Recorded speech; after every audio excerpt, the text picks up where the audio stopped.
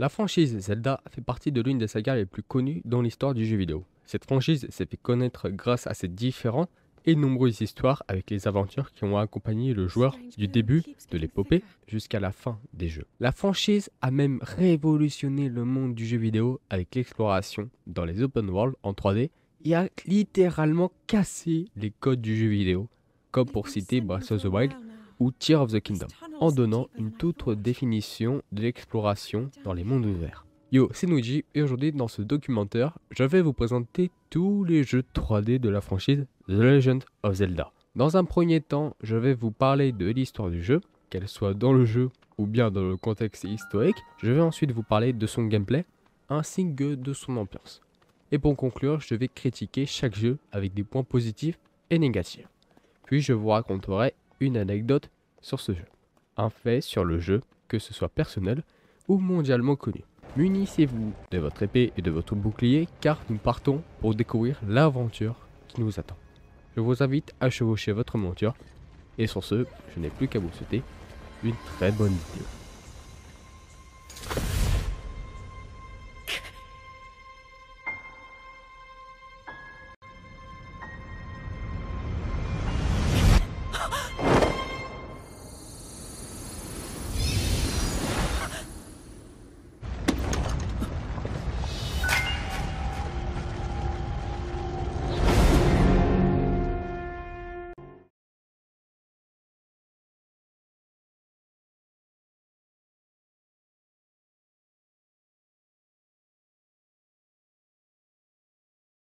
Tout commence dès les années 1990. On est plus précisément en 1993 lorsque les fans découvrent le jeu Link Awakening sur Game Boy. Pendant les 5 années qui vont suivre, Nintendo va bien se faire des nœuds au cerveau pour proposer une nouveauté pour la saga The Legend of Zelda en créant, comme pour Mario, un univers en 3D et une histoire originale pour cet opus qui doit sortir sur la Nintendo 64. Comme Mario 64 a révolutionné le monde du jeu vidéo en apportant une nouvelle perspective pour l'époque qui est la 3D. Aujourd'hui ça peut sembler normal, même basique, mais je vous rappelle qu'on est seulement qu'en 1996. C'est une prouesse technologique, une vraie nouveauté. C'est en 1997 que va être présenté pendant la présentation de l'E3 1997 The Legend of Zelda Ocarina of Time, développé et édité par Nintendo sur Nintendo 64. Sorti le 21 novembre 1992 au Japon, le 23 novembre 1992 en Amérique du Nord, puis le 11 décembre 1998 en Europe et en Australie. Il est le 5e épisode de la série The Legend of Zelda et le premier de The Legend of Zelda en 3 dimensions. Ocarina of Time raconte l'histoire de Link, un jeune garçon vivant dans un village perdu dans la forêt, qui parcourt le royaume d'Hyrule pour empêcher Ganondorf d'obtenir la Triforce. Le principal antagoniste du jeu, comme beaucoup de jeux précédents, est Ganondorf, qui est contrairement aux autres jeux sous une forme humaine et non animale comme dans les précédents jeux. Dans cet opus, des mélodies sont jouées par l'Ocarina de Link afin de réaliser certaines quêtes qui vont libérer 7 sages et qui vont aider Link à sceller Ganondorf. Même si le scénario n'est pas vraiment nouveau, la manière dont il est amené est toute nouvelle. Les textes statiques sont remplacés par des cinématiques utilisant tous les atouts de la 3D. Tout cela donne à Ocarina of Time un tout nouveau jeu plongeant le joueur au cœur de son histoire. En 1997, environ un an et demi avant la sortie du jeu, Shigeru Miyamoto et quelques autres membres de l'équipe souhaitent voir un Link enfant, entre guillemets, alors que seul Link adulte apparaissait. Le principe est de représenter les différences du monde entre les yeux d'un enfant et les yeux d'un adulte, plaisait à Shigeru Miyamoto, pour qui cela permettait de raconter l'histoire d'un garçon qui grandit. Cela entraîne d'énormes changements dans le développement, que ce soit pour le script, le système du jeu ou l'animation de Link qui doit être refaite pour une version enfant. Nintendo a ici réussi le pari de garder tous les éléments qui ont fait le succès de A Link to the Past ou de Link Awakening, dans une nouvelle dimension qu'est la 3D. Alors que Super Mario 64 ne se joue pas vraiment comme le Mario sur Super NES, Zelda Ocarina of Time reste fidèle à son héritage et ne fait qu'ajouter une nouvelle dimension. De plus, chaque temple a son propre thème et ses propres énigmes, comme le fameux temple de l'eau qui est inondé et dont il faut savoir changer le niveau de l'eau pour pouvoir progresser. Le temple du feu où il faudra libérer les Gorons otages tout en progressant dedans, ou le temple de l'esprit qu'il faut visiter avec Link enfant et Link adulte. Cependant, le jeu est peut-être un peu moins linéaire, court et facile avec ses prédécesseurs, mais cela est compensé par une multitude de quêtes secondaires qui rallongent la durée de vie. Tous les éléments y sont réussis, et l'on peut facilement dire que Ocarina of Time représente la quintessence de la série des Zelda. L'objet central du jeu est l'Ocarina, grâce auquel Link peut jouer différentes mélodies qu'il apprend tout au long de l'aventure. Jouer une mélodie est tantôt nécessaire pour progresser, car cela permet d'ouvrir la porte du temps avec le chant du temps, jouer la berceuse Zelda ou la chanson de Saria pour réaliser certaines actions. La quête principale est formée par l'intrigue du jeu, au cours de laquelle Link doit d'abord réunir les pierres ancestrales pour éveiller les sages, afin de combattre Ganondorf et de sauver Hyrule. La gestion du temps dans Zelda Ocarina of Time est un élément majeur du jeu et elle se manifeste de deux manières différentes. D'une part, l'alternance du jour et de la nuit qui oblige aux joueurs à accomplir certaines actions ou à dialoguer avec certains personnages uniquement à certains moments de la journée. D'autre part, l'action du jeu se déroule pendant l'enfance que pendant l'âge adulte de Link. Ocarina of Time permet en plus de découvrir le jeu sous une nouvelle perspective et marque notamment ses débuts avec l'arrivée de la 3D et de l'open world. L'ambiance dans ce jeu est unique. Nintendo avait décidé de se rapprocher du réalisme au niveau des graphismes avec des textures très réelles. D'ailleurs, une chose pas remarquable au premier abord, mais lorsque Link est enfant, les couleurs sont chatoyantes et assez vives. Mais si vous avez déjà eu l'occasion de passer de Link enfant à Link adulte, les couleurs deviennent sombres et ternes. Tout cela pour dire que ces ambiances sont une sorte de morale, c'est assez intéressant. A l'époque, les graphismes étaient déjà très impressionnants. Le passage à la 3D avait permis à Nintendo de faire des décors vraiment spectaculaires. Pour effectuer diverses actions, le joueur doit apprendre à utiliser diverses mélodies sur cet instrument magique. L'intégration d'éléments musicaux dans le gameplay est une franche réussite qui rend certaines mélodies encore plus mémorables, car on ne fait pas que de les entendre, on les joue. Le jeu est excellent, les musiques les plus connues sont mémorables et inoubliables. Ce sont des mélodies qu'on aura en tête pendant un moment. On peut facilement admirer l'environnement qui nous entoure et ainsi pouvoir trouver des éléments du décor qui nous permettront de progresser dans ce monde. Celui-ci est très bien défini par les graphismes d'Ocarina of Time. Ils sont très détaillés et les personnages peuvent exprimer des émotions avec leur visage. Le contenu, tout comme les graphismes, est tout aussi agréable à découvrir. La 3D donne beaucoup de plaisir lors des combats. Alors certes, les donjons sont de vrais casse-têtes, mais les énigmes se compliquent très rapidement et les donjons sont remplis de pièges très bien pensés, comme cette main qui vous ramènera à l'entrée du temple de la forêt par exemple. Par expérience personnelle, ayez l'occasion de jouer à ce jeu, que ce soit l'original ou bien le remake. Malgré ces points évoqués, je pense qu'on peut parler de jeu parfait. C'est une anecdote assez comique, dans le jeu au stand de pêche, Morita, l'un des développeurs du jeu, devait se charger de la création du boss pour le temple de l'eau. L'idée est venue en modélisant un poisson qui nagerait. Et ensuite, il va créer un petit jeu de pêche.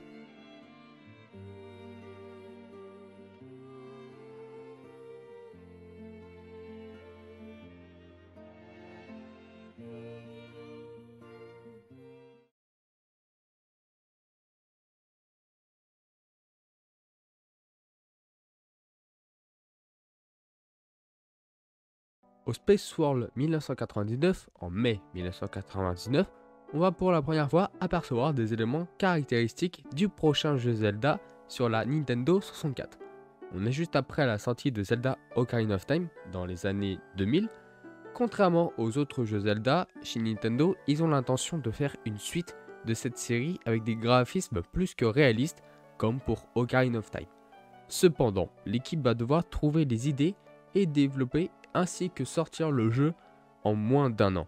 Un défi que Nintendo doivent relever car leurs concurrents directs PlayStation vont sortir la PS2 très prochainement. Dans le jeu, quelques mois sont passés depuis les événements survenus depuis Ocarina of Time. Et depuis, Link chevauche Epona et arpente la forêt d'Hyrule à la recherche de son ami la fée Na'vi, un acolyte dans Ocarina of Time. Or, en même temps, Skull Kid, accompagné de ses fées Taya et Tael, effraie la monture de Link, puis la dérobe, ainsi que l'Ocarina du temps de Link. C'est alors que Link le suivra dans une grotte sombre où il tombera dans un immense trou et affrontera Skull Kid qui se moquera de lui et qui lui jettera un sort pour le transformer en peste mojo. Skull Kid et Tael s'échappent, laissant derrière eux Taya qui insiste et convainc Link d'accepter son aide dans le but de les retrouver.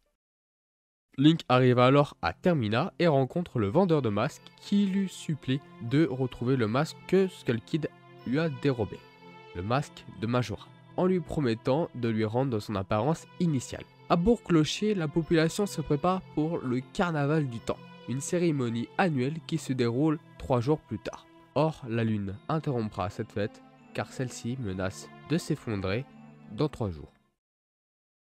Majora's Mask est développé par Nintendo et le jeu est produit et supervisé par le créateur de la série, Shigeru Miyamoto, et est co-réalisé par Eiji Aonuma et Yoshiaki Koizumi. Après Ocarina of Time, Shigeru Miyamoto demande à l'équipe et à Eiji Aonuma en particulier de faire une suite rapidement pour exploiter le travail réalisé sur ce jeu, ainsi que son moteur dont le développement a pris plus de temps que prévu. Shigeru Miyamoto estime également qu'il est possible de faire mieux, même s'il juge Ocarina of Time comme un excellent jeu. Il reste encore beaucoup à faire, vous ne pensez pas? Déclare-t-il auprès d'Eiji Aonuma. De son côté, Eiji Aonuma, qui a participé à la conception d'Ocarina of Time, notamment à la création des donjons, n'est pas du tout intéressé par ce projet, qui ne consiste qu'à réajuster un jeu qui a été conçu et qu'il considère comme parfait. Il estime que le précédent opus a permis d'atteindre une certaine perfection dans la conception des donjons, et il hésite à intégrer le projet. Cependant, il se plie au désir de Shigeru Miyamoto et il commence sur recyclage, mais le cœur n'y est pas. Par conséquent, il crée en secret des donjons totalement inédits et il trouve le courage de les présenter à Shigeru Miyamoto. Eiji Aonuma lui propose plutôt la conception d'une vraie suite. Shigeru Miyamoto met au défi Eiji Aonuma et lui dit que s'il parvient à créer une suite à Ocarina of Time en une année, celui-ci ne sera pas un bonus, mais un jeu à part entière. Malgré l'ampleur de la tâche, Eiji Aonuma accepte et devient donc en toute logique réalisateur du jeu, aux côtés de Koizumi et de son équipe. L'équipe décide d'apporter de nombreuses nouveautés, notamment de changer d'univers plutôt que de faire se dérouler les événements à Hyrule. Yoshiaki Koizumi, qui rejoint le projet sur demande de Shigeru Miyamoto, introduit le système du cycle de 3 jours à remonter, ainsi que de la lune qui menace de s'écraser. Depuis la fin de la création du précédent opus, Koizumi tente de concevoir un jeu et l'idée de la lune percutant la planète est également l'une des propositions de Koizumi qui tire ce concept d'un rêve qu'il a fait.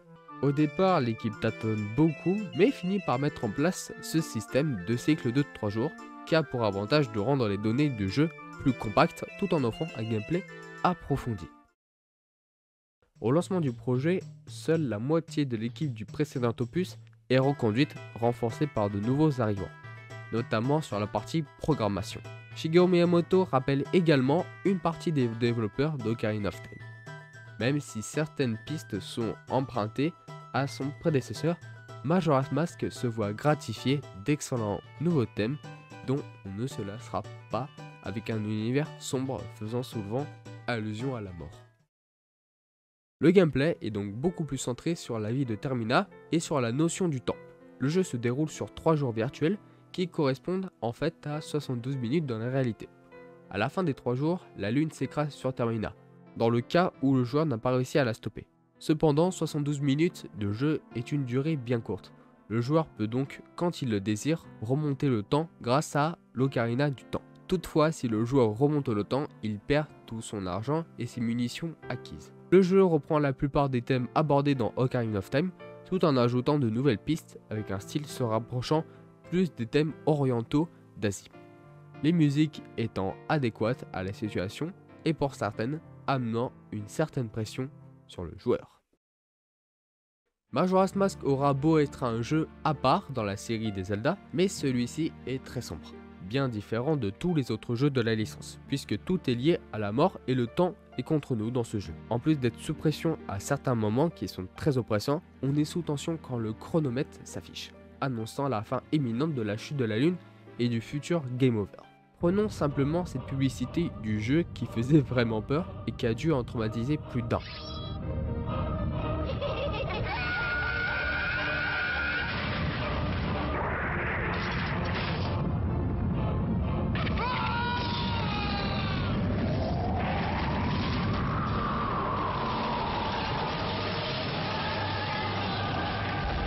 72 heures, un seul espoir. »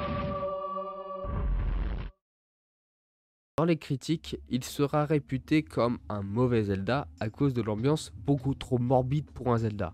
Chaque transformation de Link dans une scène assez inquiétante provoque un hurlement d'effroi car il ressent les angoisses et la mélancolie de ces créatures décédées. La menace mortelle de cette chute inexorable est renforcée par la personnification en abordant un visage hostile, augmentant son côté effrayant. L'état dépressif de Link au début du jeu peut s'expliquer par sa vision à l'âge adulte dans Ocarina of Time et des ravages commis par Ganon sur le monde d'Hyrule passé sous sa domination, qui ont été possibles par une imprudence de Link. L'état de Link peut être donc interprété comme la matérialisation de ce tourment. Il n'en reste pas moins que par ses choix audacieux pour ce qui est de l'ambiance et de la progression de l'aventure, Majora's Mask est de nature à diviser. Les uns se réjouissent de cette ambiance apocalyptique, si nouvelle pour un Zelda, tandis que d'autres trouvent plus difficile de rentrer dans le jeu. Majora's Mask est salué par la presse spécialisée lors de sa sortie, grâce à ses innovations en matière de gameplay et à la qualité de ses graphismes. Le jeu reste apprécié des joueurs bien que certains lui reprochent de son ambiance atypique et de son système de cycle de 3 jours à remonter continuellement. Majora's Mask n'est pas qu'un chef-d'œuvre de la série des Zelda, c'est l'un des piliers de Nintendo, malgré son ambiance morbide. Dans le jeu, tous les passages importants du jeu font allusion à la mort et aux événements très sombres de la vie.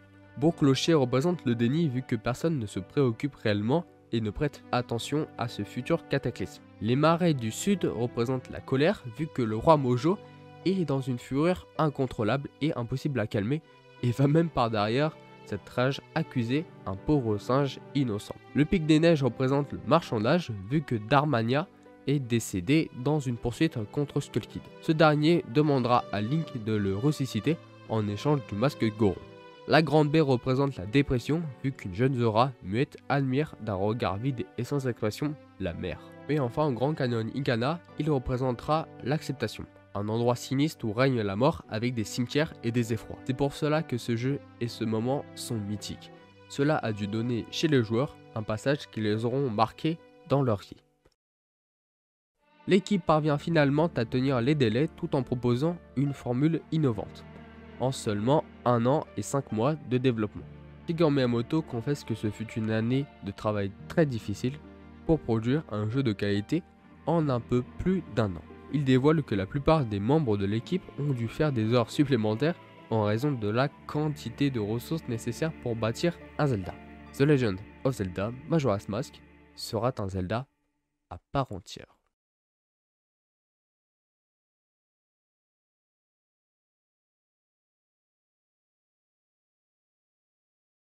En 2001, le prochain Zelda 3D qui allait être Wind Waker fut annoncé.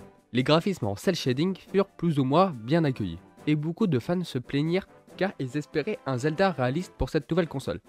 La première démo jouable à l'E3 de 2002 fut une surprise pour beaucoup qui apprécièrent le nouveau gameplay, d'après de ce qu'ils avaient pu apercevoir dans la vidéo. Le nom du jeu fut officialisé le 2 décembre 2002 et le jeu sortit quelques temps après. Le jeu se déroule sur un ensemble d'îles situées dans une vaste mer, lieu inédit pour la franchise. Le joueur contrôle Link, enfant vivant sur l'île de l'Aurore avec sa sœur Ariel et leur grand-mère, et au cours de l'aventure, Link va tenter de sauver sa sœur qui a été capturée car elle a été prise pour la princesse Zelda par Ganondorf. Link va se retrouver impliqué dans une lutte acharnée pour sauver sa sœur ainsi que sauvegarder la Triforce. Aidé par des alliés dont la capitaine des pirates est Tetra, il va être aussi accompagné d'un bateau parlant appelé Lion Rouge. Link navigue sur les étendues d'eau et explore des îles où il y parcourt divers donjons labyrinthiques pour obtenir le pouvoir nécessaire pour vaincre Ganondorf. L'intrigue de Wind Waker se déroule un siècle après les événements survenus dans Ocarina of Time. Dans cette branche de la temporalité, appelée le Nouveau Monde, Link a réussi à vaincre Ganondorf et reste à l'âge adulte. Cependant, Ganondorf, qui semblait être piégé, réussit à se libérer une centaine d'années plus tard. Wind Waker est développé par Nintendo. L'équipe débute par la planification d'un nouveau jeu Zelda très tôt dans le processus de développement du système de jeu GameCube. Avant même que Majora's Mask ne soit dévoilé, lui-même sorti sur Nintendo 64 en 2000, Eiji Aonuma, réalisateur de ce dernier, reprend le projet tandis que Shigeru Miyamoto et Takashi Tezuka s'installent aux rênes en tant que producteurs. Eiji Aonuma conduit le scénario et les premiers concepts reprennent le design d'Ocarina of Time, avec des visuels améliorés à hauteur des capacités de la nouvelle plateforme. L'équipe crée très rapidement une brève démo technique de Link affrontant Ganondorf dans un combat à l'épée dans l'optique de réaliser une démonstration lors de l'exposition au Nintendo Space World 2000, pendant laquelle l'entreprise Nippon dévoile la GameCube. Cette vidéo, baptisée The Legend of Zelda 128, reprend le thème d'un combat à l'épée similaire à celui d'une précédente démo présentée lors du Nintendo Space World 1995. Celle-ci trouve un écho auprès des fans comme des commentateurs qui espèrent voir le prochain Zelda arriver en avant-première sur la console, dans un style équivalent et plutôt réaliste. Le niveau de difficulté se trouve sensiblement diminué puisque pour Shigeru Miyamoto, il est nécessaire que le personnage joueur ne meure pas aussi souvent que dans les précédents opus. Le temps important passé à naviguer sur une étendue d'eau vide est assez critiqué. Eiji Aonuma précise qu'il aurait voulu placer plus d'îles sur la Grande Mer, mais les limitations de la plateforme GameCube ont obligé l'équipe à en restreindre le nombre. De plus, il estime que la présence de davantage d'îles aurait gêné la navigation. Le bateau, rencontrant tout le temps des terres, aurait empêché de faire naître le sentiment de partir à l'aventure. Pour Eiji Aonuma, il n'est pas concevable de réduire les durées de voyage sans dénaturer le concept mis en place. Il repose sur la liberté et l'exploration et nécessite donc une grande part de voyage et de déplacement. Il est donc important que le joueur puisse aller où il veut et trouver ce qu'il veut pour toujours avoir quelque chose à rechercher.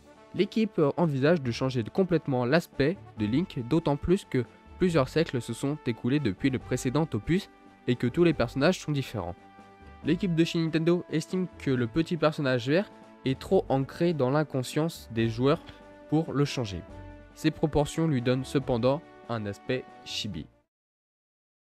Le gameplay du jeu ne change pas beaucoup par rapport aux deux précédents opus 3D, à savoir Ocarina of Time et Majora's Mask.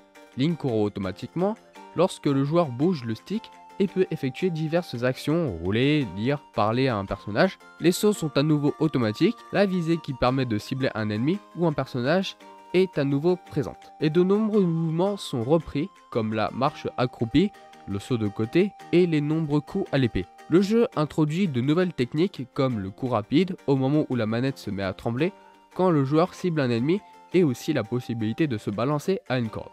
Lors de ses trajets en mer, Link est souvent amené à utiliser la baguette de vent, afin de faire souffler ce dernier dans la direction qu'il arrange après avoir joué la mélodie du vent.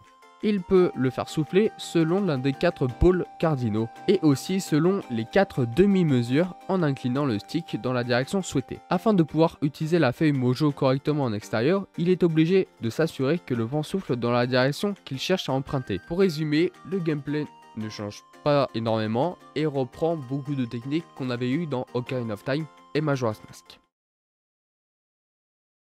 Lors de la sortie du jeu en 2002, l'accueil des fans est mitigé, notamment sur la question des graphismes en cel shading. Certains joueurs apprécient le design et la vision d'Eiji Aonuma et de Shigeru Miyamoto, tandis que d'autres jugent le jeu enfantin et trop éloigné des concepts plus réalistes des jeux précédents. Rappelez-vous, on sort de Ocarina of Time et de Majora's Mask, des jeux avec des graphismes qui se rapprochent beaucoup du réel, et d'un coup, on a Wind Waker en cel shading.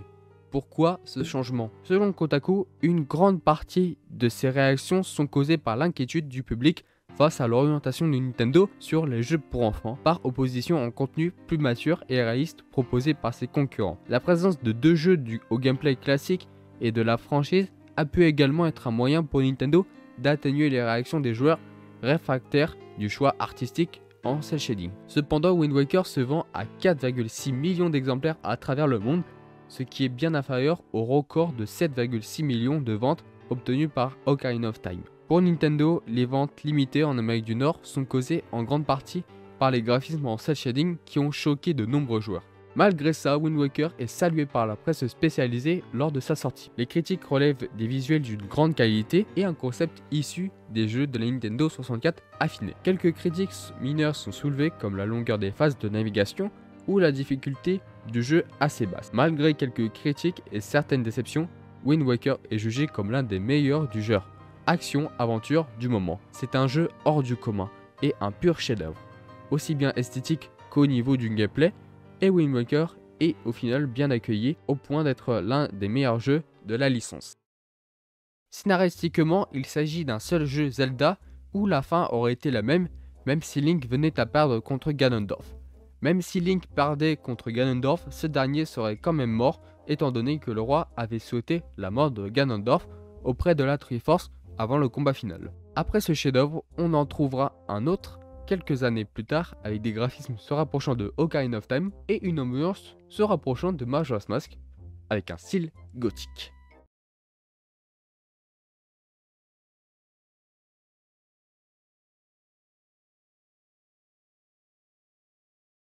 On est en 2004, Shigeru Miyamoto et Eiji Aonuma misent sur des graphismes réalistes contrairement à l'aspect cartoon en cel shading de Wind Waker, précédent opus de la série sur la console GameCube. Le jeu s'inscrit ainsi davantage sur la lignée de l'épisode Ocarina of Time sorti 8 ans plus tôt sur Nintendo 64.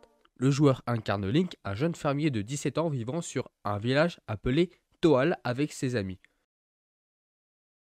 Lors de l'E3 2006, Nintendo a annoncé la sortie simultanée de deux versions de Twilight Princess, une pour la GameCube et une pour la Wii. Si les différences entre ces deux versions ne sont pas précisément connues, une démonstration jouable de la version Wii utilisait la Wiimote. Dans cette version, le joueur peut utiliser l'épée et doit brancher la Wiimote comme s'il s'agissait d'une vraie épée. Un mouvement brusque du nunchuk permet à Link de pousser l'ennemi avec son bouclier. Les rares personnes ayant eu l'occasion d'essayer ce nouveau système de jeu le trouvent tout à fait satisfaisant et même instinctif. Au cours du développement, Twilight Princess a été appelé Wind Waker 2, voyant à la demande des fans pour une esthétique réaliste. Les développeurs ont pris cette décision et l'ont appelé Twilight Princess. Le jeu a été révélé pour la première fois à l'E3 2004 lorsque Nintendo a montré une bande-annonce de son nouveau jeu Zelda à un petit groupe. Lorsque la communauté Zelda l'a découverte, de nombreux fans étaient extrêmement excités. Beaucoup étaient très heureux de voir Zelda prendre une tournure mature qui, contrairement au style d'art caricatural, est à l'ombre de Wind Waker en 2003. Twilight Princess a aussi un accueil beaucoup plus chaleureux que Wind Waker. Twilight Princess présente également un style d'art stylisé et naturaliste, similaire mais plus avancé que celui qu'on trouve dans Ocarina of Time et Majora's Mask. Ces graphiques sont affichés à l'aide d'une version fortement modifiée du moteur Wind Waker. Link peut notamment marcher, courir, nager, plonger, se baisser et faire des roulades. Via l'inventaire, il peut utiliser les différents objets récupérés au fil de l'aventure. Armes, tenues, outils permettant d'atteindre certains endroits ou activer des mécanismes particuliers. La version Wii apporte une nouvelle façon de jouer. L'épée s'utilise en agitant la manette tandis que le pointeur permet de viser avec des objets comme l'arc ou le grappin. Des nouveaux contrôles et modes de combat apparaissent dans ce jeu, comme la possibilité d'utiliser l'épée à cheval ou en courant. Comme dans la plupart des jeux de la série, le joueur doit traverser différents donjons. Chaque donjon se décompose en deux phases. La première se termine avec un petit combat et permet de récupérer un objet important pour la suite de l'aventure. La deuxième demande à exploiter les objets pour trouver l'antre du boss et la grande clé qui permet l'accès. Le combat contre le boss du donjon demande également l'utilisation de l'objet récupéré dans ce dernier. C'est notamment ces donjons qui permettent de récupérer les 3 cristaux d'ombre et les 3 fragments du miroir des ombres. Dans ce jeu, Link partage également des mouvements similaires entre Hylian et Loop. Par exemple, lorsqu'un ennemi est au sol, Link a la possibilité de les éliminer en plongeant son épée dans leur poitrine ou sous forme de loup pour les mordre. Pour la première fois, Link peut utiliser son épée au combat. Et d'ailleurs, pour la première fois, Link peut utiliser son épée au combat tout en chevauchant Epona dans le jeu. C'est aussi le premier jeu dans lequel le joueur peut décider du nom du cheval. Comme les précédents titres de Zelda, Twilight Princess a une bande-son synthétique. Cela permet à la musique de fond d'être plus dynamique. Le fait est que Nintendo ait décidé de ne pas utiliser de bande-son orchestrée a été un sujet de critique pour le jeu. Koji Kondo, le compositeur principal de la bande originale du jeu, a déclaré à l'origine qu'il aimerait vraiment pousser pour que la musique soit orchestrée. Une version d'ailleurs du thème des plaines d'Hyrule du jeu a été enregistrée avec un orchestre en direct avant sa sortie. Le jeu a remporté le titre de meilleur jeu de l'année au Game Trailer Award 2006. Le jeu a donc été largement salué par la critique, mais des voix dissonantes se sont élevées, par exemple Overgame pour qualifier Twilight Princess de grand jeu. Malgré des critiques positives, il y a des opinions mitigées quant à savoir si le jeu a dépassé Ocarina of Time ou non, ainsi que si le jeu lui-même est un jeu de la génération actuelle ou un titre de la vieille génération retardé plusieurs fois depuis son annonce en 2004. Certains journalistes ont critiqué le fait que le jeu ait annulé le facteur d'ambition vu dans des jeux comme Ocarina of Time, Majora's Mask ou Wind Waker, ainsi que le fait est que la longue attente pour la sortie du jeu n'a pas été complètement payée à la fin. À la fin de 2009, Nintendo Power l'a classé 4ème dans sa liste des meilleurs jeux Zelda. Twilight Princess fait partie de l'un des meilleurs jeux de la licence. Dans cet opus, la couleur des cheveux de Zelda est châtain au lieu d'être blonde, comme dans les précédents volets 3D de la série. Une direction qui change pour se rapprocher davantage d'une ambiance sombre et d'avoir un style très gothique. Et dans la prochaine partie, l'ambiance va devenir plus colorée et nous allons prendre les airs.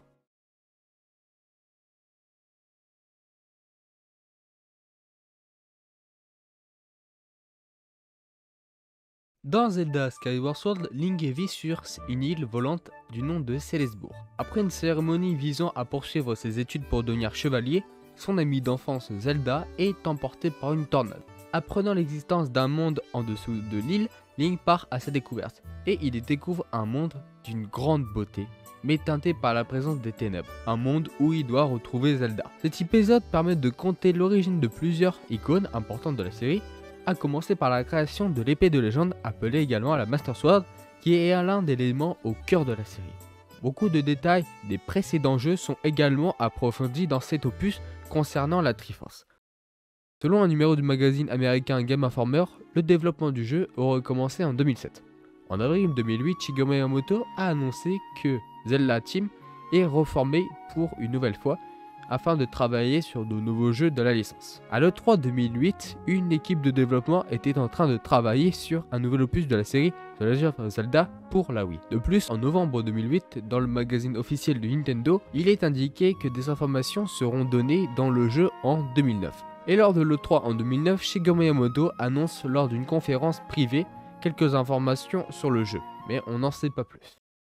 Le 6 janvier 2010, le président de Nintendo, Satoru Iwata, indique que le jeu est prévu pour être disponible d'ici la fin de l'année 2010 et quelques jours après, le 3 février, il confirme que le jeu sera présenté lors de l'E3 2010. Le producteur du jeu Eiji Aonuma a confirmé que le jeu sera obligatoirement jouable au Wii Motion Plus lors d'une interview en février 2010. Selon lui, le contrôle de l'épée sera naturel comme si la manette du joueur et l'épée de Link ne faisaient plus qu'un.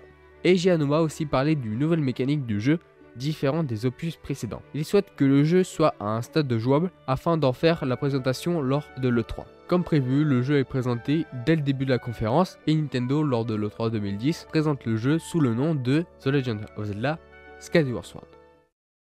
Skyward Sword est le premier et seul titre à intégrer pleinement l'utilisation du Wii Motion Plus, beaucoup plus de réalisme et de précision que dans Twilight Princess. Ce mécanisme est bien intégré dans les puzzles et les combats. Lorsque Link affronte des ennemis, il ne peut que les tuer en effectuant un mouvement spécifique, horizontal ou vertical. Autrement, le coup est sans effet. Pour voyager d'une île à une autre, Link se déplace sur son célestrier vermeil. Cet oiseau bien spécial peut être appelé dès que Link saute en chute libre à partir de certains quais, situés un peu partout dans Célesbourg. Dans ce jeu, on a vu, il est nécessaire d'utiliser le Wii Motion Plus pour faire certaines actions. Et grâce à ce dernier, les mouvements de la Wiimote sont retranscrits à l'identique par l'épée de Link dans le jeu, ce qui a ravi les fans. Auparavant déçus par le système de jeu de la Wiimote de Twilight Princess, où il suffisait simplement d'injecter la Wiimote pour faire les actions. Toutefois, l'épisode est souvent qualifié de mal aimé du fait de ses contrôles. Et puis si graphiquement son effet est toujours aussi beau, aujourd'hui le jeu accuse indéniablement le poids des années avec ses environnements vides. The Legend of Zelda Skyward Sword est de loin l'épisode le moins appréciable de la saga, malgré un scénario sur les origines de Link et de Zelda plutôt intéressant. Très peu de temps après la sortie du jeu, un glitch majeur a été découvert dans le jeu. À un moment du jeu, le joueur doit aller récupérer 3 objets à 3 endroits différents du monde. Si le joueur décide d'aller en premier dans la région de l'Anel, le glitch s'active et empêche ainsi au joueur de pouvoir récupérer 2 autres objets.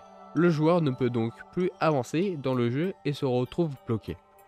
Afin de résoudre ce problème, Nintendo a sorti un programme téléchargeable directement sur la console et les joueurs sont alors invités à télécharger une chaîne Wii qui permet de régler ce problème. Une fois celle-ci lancée depuis le menu Wii. Après ce gros problème, les années ont été plus rudes pour Nintendo, mais on va parler du jeu qui a tout révolutionné et dans tous les sens du terme dans le monde du jeu vidéo.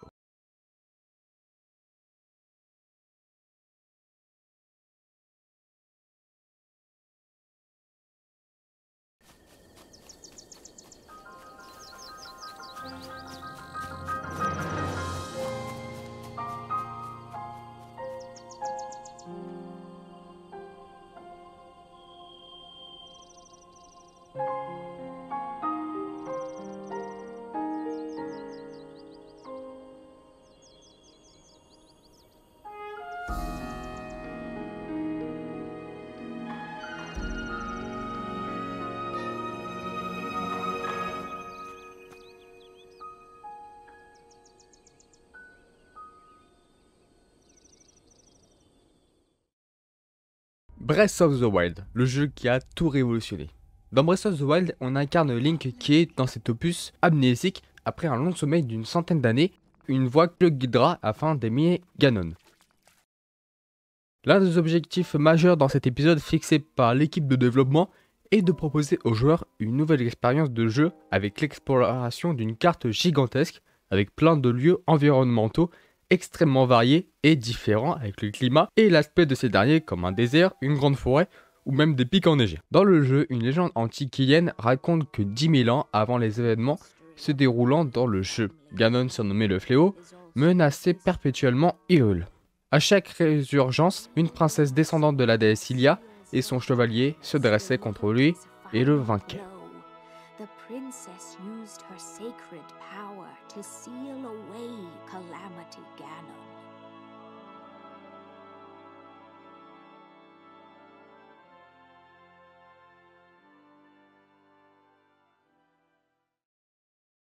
Le projet est lancé fin 2010 avec pour objectif de créer un nouvel épisode de la série Zelda pour la console Wii U. À la suite de la sortie de Skyward Sword en 2011, Eiji Aonuma reçoit des commentaires de la part des joueurs souhaitant voir une carte plus interconnectée, afin d'explorer les lieux entre les zones de jeu. Breath of the Wild constitue un développement majeur pour la série Zelda, affirmant qu'il fait fonctionner les choses d'une manière logique et réaliste, et il permet aux joueurs d'aborder des énigmes de différentes façons. Les bruitages ont nécessité un travail considérable de la part de l'équipe sonore pour imiter les bruits de pas de Link sur les différents types de terrains, tels que la plaine, le désert, la neige, etc. etc.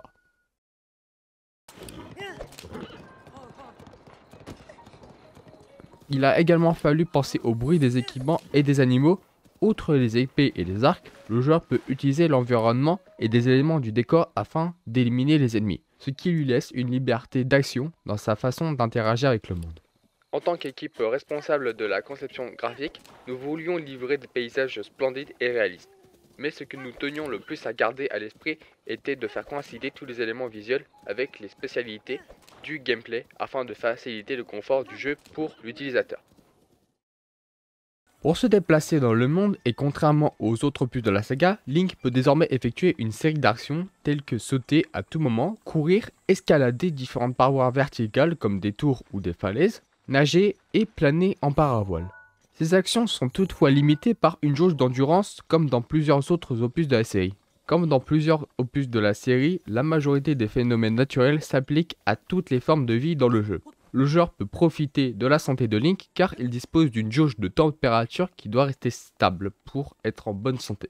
Il doit donc utiliser une protection thermique adaptée à son milieu comme des vêtements spécifiques ou bien des potions spécifiques limitant les dégâts dus au froid dans les montagnes enneigées ou à la chaleur dans le désert et son climat extrêmement aride. Comme dans chaque Zelda, le joueur dispose d'une carte du monde entier. Pour l'obtenir, Link possède une relique reçue au début du jeu, nommée la tablette Sheikah, qui lui sert à se repérer sur la carte du monde, ainsi que d'une nouveauté majeure comme les modules, tels que les bombes rondes ou carrées, un moyen pour faire exploser une certaine zone, le Polaris, un aimant capable d'interagir avec les objets métalliques pour les éloigner ou les rapprocher de Link, le Cryonis qui crée des blocs de glace sur l'eau, permettant de soulever des objets à la surface et de traverser une étendue d'eau, et le Cinétis qui fige temporairement des objets dans le temps pour arrêter par exemple une plateforme mobile ou un rocher dévalant une pente.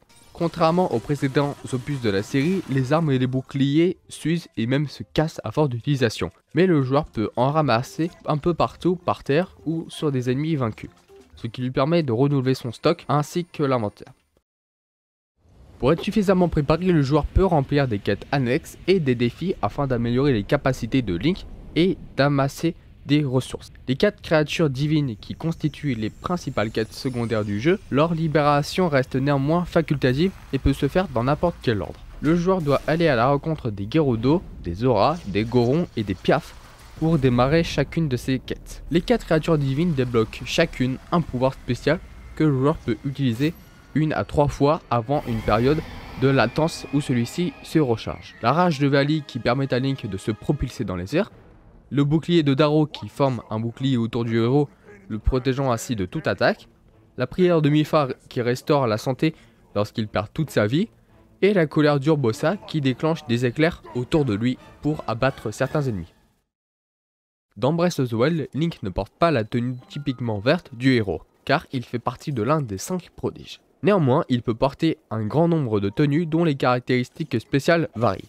Pour que le bonus d'une tenue soit appliqué, il faut que Link porte la tenue complète et assortie, c'est-à-dire le vêtement pour la tête, celui pour le torse et celui pour les jambes provenant de la même collection. Les tenues lui confèrent divers bonus, notamment des bonus d'attaque, de protection et de furtivité. D'autres tenues permettent à Link de s'adapter au climat de l'environnement. Par exemple, Link peut résister à la foudre, au froid et à la chaleur, ou même à des températures volcaniques. Quant à l'endurance de Link, elle est indispensable s'il veut courir, nager, planer ou escalader des parois. La jauge d'endurance apparaît au-dessus de sa tête lorsque le joueur exécute certaines actions. On peut accélérer davantage, ce qui consomme encore plus d'endurance, donc il faut la gérer minutieusement afin de ne pas être essoufflé ou en manque. Et manquer d'endurance en plein milieu d'une ascension, c'est la chute assurée. Manquer d'endurance lors de la traversée d'un lac, et c'est la noyade. Le gameplay est très simple à comprendre et on est directement projeté dans un monde immense au sein du royaume d'Hyrule. L'intrigue se déroule dans un univers médiéval fantastique, le royaume d'Hyrule. Ce dernier est dévasté à la suite d'une catastrophe ayant lieu un siècle avant l'aventure, et elle présente ainsi de nombreux temples et bâtiments en ruine. La nature par sa faune et sa flore est en revanche omniprésente. Malgré la présence de nombreuses ruines, plusieurs villages et auberges qui servent de point de relais entre les quêtes sont également présents et permettent à Link d'acheter du matériel et des vêtements. Bien que majoritairement constitué de vastes plaines verdoyantes, le paysage d'Hyrule est très varié, allant des déserts chauds aux montagnes enneigées en passant par des zones volcaniques, des marécages ou des forêts denses. Le climat est également diversifié, des averses pouvant succéder à des longues périodes d'ensoleillement, des tempêtes de sable ou de neige et de violents orages peuvent également survenir. La musique du jeu est principalement composée au piano, une première dans la série et d'instruments folkloriques japonais. A l'inverse des autres opus, les thèmes se font beaucoup plus discrets. Les sons ambiants tels que le souffle du vent, le bourdonnement des insectes et le chant des oiseaux ainsi que les pas de Link sont mis en valeur afin de renforcer l'authenticité des environnements. Le thème change cependant à l'approche d'ennemis pour devenir plus rythmé, ce qui permet aux joueurs d'être avertis d'un danger imminent. De même, les musiques atypiques permettent d'indiquer aux joueurs lorsqu'il est à proximité d'un point d'intérêt comme un relais ou un village, ou encore d'Assarim, un piaf jouant de l'accordéon dans différents lieux d'Hyrule. La bande-son tient également compte du défilement du temps présent dans le jeu pour appuyer le changement d'atmosphère. Ainsi, le tempo se fait plus lent à l'approche de la nuit. Dès sa sortie, Breath of the Wild est accueilli très positivement. Il est notamment félicité pour sa direction artistique, la démesure de son monde ouvert et de son contenu, ainsi que la logique si limpide d'imbrication de tous les éléments, comme la cuisine, la météo ou l'équipement. On notera malheureusement la grande répétition des donjons ainsi que leur facilité. Quant au graphisme et à l'ambiance générale, elle est très inspirée des Ghibli, relevée par des teintes aquarelles envoûtantes. Certaines faiblesses techniques sont néanmoins soulevées par la presse dues par les capacités techniques de la Switch et plus particulièrement sur la version Wii U, comme le manque de finesse des textures et des modélisations, ainsi que des baisses de framerate dans des zones denses. Mais le jeu est très émouvant et note une mélancolie importante avec notamment les souvenirs et le dernier où Link est sur le point de mourir.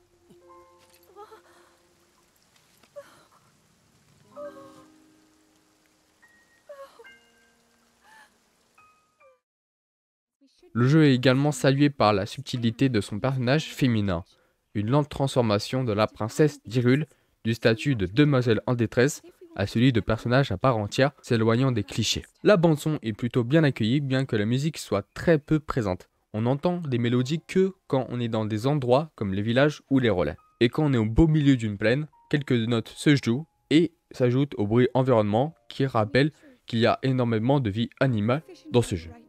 Tout cela pour dire que Breath of the Wild n'est pas qu'un simple Zelda, c'est un pur chef-d'œuvre.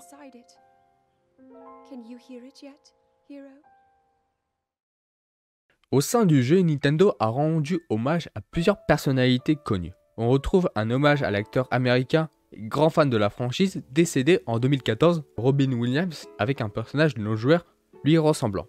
S'ajoute à cela plusieurs hommages, notamment à Satoru Iwata, l'ancien président de Nintendo décédé en 2015. Un hommage important pour ces personnalités avec Robin Williams, qui avait même tourné dans une publicité pour un jeu Zelda, notamment celle du remake de Ocarina of Time, et de Satoru Iwata, l'ancien directeur de Nintendo, décédé des suites d'une tumeur biliaire. Une pensée à eux dans un monde très vaste.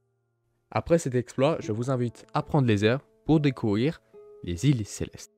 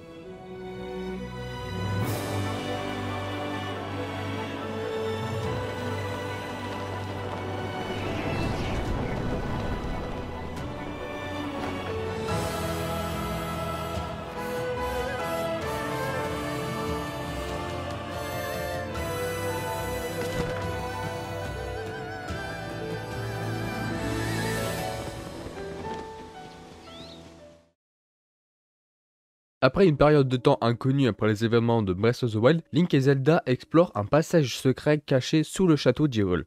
Au cours de leur voyage, Link et Zelda trouvent un Ganondorf momifié émanant de miasmes liés à un bras désincarné. Lorsqu'ils entrent en contact avec Ganon, le bras tombe et laisse tomber une gemme en forme de larme. Alors que Zelda le récupère, Ganondorf prend vie et attaque Link qui bloque l'attaque avec la lame purificatrice, mais ce dernier va perdre l'usage de son bras ainsi que sa santé et son endurance. Ganondorf va ensuite faire monter le château d'Hyrule dans le ciel, avant de tomber profondément sous terre avec Zelda. Quant à Link, il est attrapé par le bras désincarné qui était sur la poitrine de Ganondorf. Link, alors affaibli par l'attaque de miasme provoquée par le cadavre, se réveille sur une île céleste et c'est là que l'aventure commence réellement. Pour le développement, on va revenir quelques années en arrière. Le jeu est révélé au cours d'un Nintendo Direct diffusé lors de l'E3 2019. Il est annoncé comme étant une suite directe de Breath of the Wild qui était initialement conçue pour une extension majeure de l'œuvre originale. Au début, nous pensions ne faire que des DLC et puis nous avons commencé à avoir beaucoup d'idées.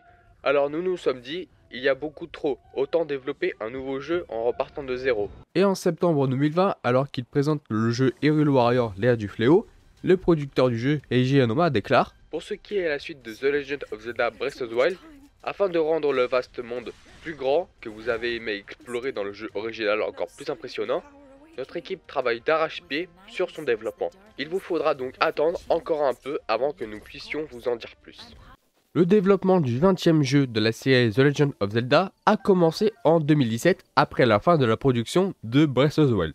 Lors de l'E3 2019 au Nintendo Direct, il a été annoncé qu'il s'agissait d'une suite de Breath of the Wild. L'idée de créer une suite directe est venue du fait qu'Eiji Aonuma, producteur de Breath of the Wild, voulait revisiter le même Hyrule tout en incorporant une nouvelle histoire et une nouvelle mécanique de gameplay.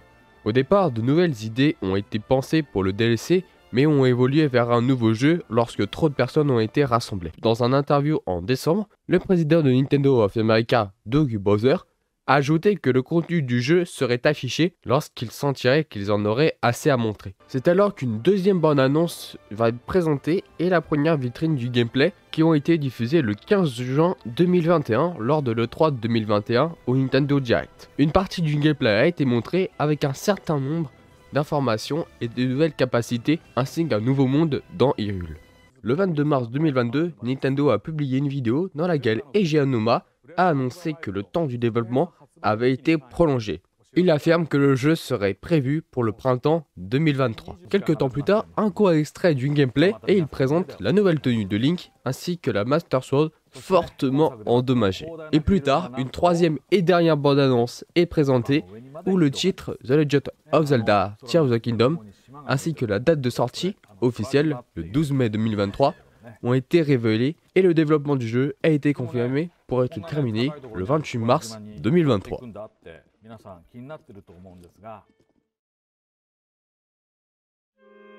Le système du jeu de Tears of the Kingdom reprend les bases de celui de son prédécesseur Breath of the Wild. Le joueur contrôle Link dans le monde d'Hyrule. À l'aide d'actions semblables à Breath of the Wild, sauter, courir, escalader des parois, nager ou encore planer, les souterrains ainsi que les îles célestes ont été rajoutés dans ce nouvel opus. Le jeu introduit plusieurs nouvelles mécaniques, par exemple on ne retrouve pas la tablette Sheikah, mais on retrouve une tablette nommée la tablette Proa. Si cette dernière possède toujours un module d'appareil photo, de détecteur de sanctuaires et d'animaux ainsi que d'une carte, elle ne possède pas les modules Cryonis, Polaris et Cinetis ou encore les bombes à distance, mais de nouveaux modules de jeu sont alors proposés. Amalgame qui permet aux joueurs de fusionner des armes avec d'autres armes ainsi que des boucliers pour créer de nouveaux effets. Infiltration qui permet aux joueurs de passer à travers les plafonds, ce qui fait gagner aux joueurs un temps précieux. Rétrospective qui permet aux joueurs d'inverser le cours du temps d'un objet. Emprise qui permet aux joueurs de déplacer des objets et de coller ensemble pour notamment créer toutes sortes de choses comme des véhicules. Et Duplicata qui permet d'enregistrer les constructions réalisées au moyen d'emprise pour reconstruire instantanément ces assemblages enregistrés en utilisant des matériaux. Toutefois, si le joueur n'a pas les matériaux nécessaires, du sonium sera utilisé, une ressource qu'on trouve dans les profondeurs. Le jeu introduit également les artefacts Sonao qui peuvent être trouvés directement dans l'environnement. Ces artefacts peuvent servir à la création de véhicules et autres moyens de déplacement ou encore pour les combats. L'activation de ces artefacts consomme de la batterie que le joueur peut améliorer, qui est le même principe que l'endurance. Il reprend tous les principes qu'on avait eu dans Breath of the Wild avec les différents pouvoirs et les nouvelles capacités qui constituent à construire tout ce qui est possible avec le pouvoir de l'emprise. Même les développeurs avaient affirmé qu'ils laissaient cours à l'imagination des joueurs. Mais TOTK ce n'est pas un nouveau Zelda comme les autres. Quand on retourne dans des endroits cultes et qu'on s'adresse à des personnages cultes, on redécouvre le monde d'Hyrule sous de nouveaux angles. Et avec de gros changements depuis les événements du fléau Ganon. Comme par exemple au village Cocorico, si l'on parle à Paya, la fille d'Impa, on apprendra que cette dernière est devenue la chef du village et qu'elle le dirige. On découvrira notamment des vestiges dans les airs au-dessus du village Cocorico. On découvrira aussi des lieux incontournables où on ira pour la quête principale comme le village Goron, la cité Gerudo, le village Piaf, ainsi que le domaine Zera, des régions touchées par le cataclysme, un phénomène qui nous est expliqué tout au long de l'aventure. Au domaine Zera par exemple, de la vase infecte les lieux, à la cité Gerudo, elle est vide et plongée dans un brouillard, le village Goron est victime d'une épidémie à cause d'une viande spéciale appelée la savoroche, et au village Piaf, un blizzard s'est abattu sur la région plongeant les habitants dans un froid glacial. Comme j'ai dit précédemment, Tears of the Kingdom reprend tout de Breath of the Wild et apporte beaucoup de changements. Certains PNJ reconnaîtront le héros et même se souviendront de lui. Pour l'ambiance dans le jeu, elle est similaire à celle de Breath of the Wild avec ses bruits environnementaux et un son très calme. La musique s'ajoute quand on retrouve des populations et qu'on entre dans des villages. L'ambiance reste très calme dans Tears of the Kingdom, tout comme dans Breath of the Wild. La nature, par sa faune et sa flore, est en revanche omniprésente. Comme je l'ai dit quand on a parlé de Breath of the Wild, de nombreux animaux sauvages peuvent être rencontrés et même chassés, tels que des loups, des sangliers, des renards et même des petits poissons. Et de nombreux insectes et végétaux peuvent servir de ressources pour faire justement des plats. Quant aux très nombreux paysages, ils amènent une atmosphère différente. Le désert avec ce climat très aride et chaud en journée et glacial la nuit, la montagne de la mort qui ne comporte plus de lave mais où les températures sont brûlantes, la région des Bras, une zone montagneuse et très enneigée, les températures y sont très glaciales où il ne faudra pas hésiter à se nourrir de certains plats cuisinés pour tenir dans ces conditions, ou alors il faut se couvrir avec de très bons équipements. Pour résumer, l'ambiance générale dans Tears of the Kingdom est très calme et on est plongé dans une atmosphère très reposante. Le jeu est qualifié de parfait. Il a dépassé nos attentes avec une amélioration des graphismes, de l'histoire, des boss et même des ennemis, mais aussi par les donjons qui sont plus casse-tête que dans les anciens où ils étaient très faciles. Outre ces points positifs, le jeu est décevant. C'est seulement Breath of the Wild mais avec des ajouts. Certes, les pouvoirs sont bien meilleurs, mais Emprise et Polaris ont presque la même utilité que Polaris et Signatis. Quant aux ennemis, on en trouve de nouveaux, mais on retrouve aussi et beaucoup de bokoblins et souvent les mêmes ennemis qu'on retrouve et qui sont recyclés. Encore plus décevant dans les boss des donjons qui sont carrément recyclés pour avoir les mêmes boss dans les profondeurs que dans les donjons. Hormis ces défauts, les développeurs font appel à nous, les joueurs, pour créer tout ce que l'on veut avec tous les matériaux qu'on peut trouver. Ainsi, les combinaisons d'armes et boucliers avec divers matériaux qui décuplent grandement les pouvoirs une fois amalgamés. C'est l'un des meilleurs jeux de l'année 2023, même de la décennie, avec en plus le combat final qui est absolument magnifique et sublime entre Zelda et Ganondorf métamorphosés en dragon. Ce combat est presque poétique avec toutes les cinématiques qui l'accompagnent. On verra ce que l'avenir nous dira dans le monde d'Hyrule. L'annonce de Tears of the Kingdom sous le nom de Breath of the Wild 2, que Nintendo a appelé à l'époque The Sequel to Breath of the Wild, a été célébrée par les fans du monde entier car Breath of the Wild était l'un des jeux les plus populaires sur la Nintendo Switch et a été connu dans toute la communauté du jeu. De nombreux fans ont spéculé sur la question de savoir si la princesse Zelda serait un personnage jouable, comme ce qui a été le cas dans l'ère du fléau. Lorsque le titre de Tears of the Kingdom a été révélé lors du Nintendo Direct du 13 septembre 2022, de nombreux fans ne savaient pas si le nom faisait référence aux larmes, comme aux pleurs, ou aux larmes comme les déchirures. Nintendo a éclairci la confusion quelques jours plus tard et a confirmé que le nom faisait référence aux larmes comme les pleurs. Tears of the Kingdom nous a proposé un excellent jeu, comme l'a été Breath of the Wild.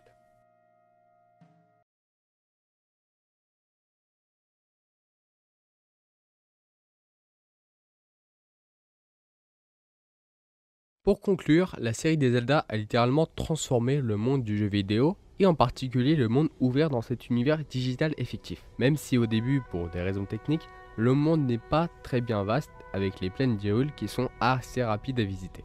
Pour résumer, explorer différents environnements comme les forêts, déserts, montagnes ou mers en passant par tous les événements météorologiques allant du soleil à la pluie et de la pluie à l'orage ou au blizzard ont été une vraie révolution dans le monde du jeu vidéo en apportant énormément de nouveautés.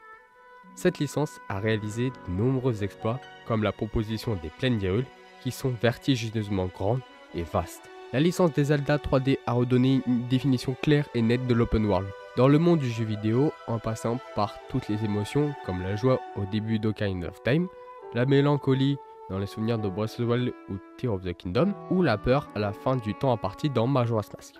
Le point commun est que chacun de ces jeux nous auront marqué, par exemple par la nostalgie ou par un événement, moment ou personnage qui nous a marqué dans l'ensemble de cette licence des Zelda 3D.